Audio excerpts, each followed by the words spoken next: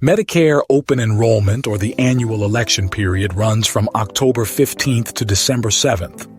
During this time, Medicare beneficiaries can switch between original Medicare and Medicare Advantage, change Medicare Advantage plans, or adjust Medicare Part D prescription drug plans.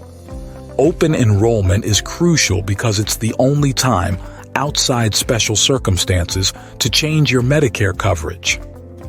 This flexibility is vital for adapting to changes in health status, plan adjustments, and potential cost savings. To prepare, review your current coverage, including the annual notice of change and evidence of coverage. Evaluate your healthcare needs and compare available plans using the Medicare Plan Finder. Consider consulting a Medicare advisor for personalized guidance.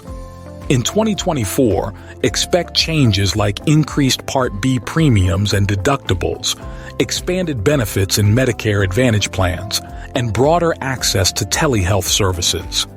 The Inflation Reduction Act will also impact prescription drug costs and mental health service coverage. Medicare Open Enrollment is your chance to reassess and adjust your healthcare coverage.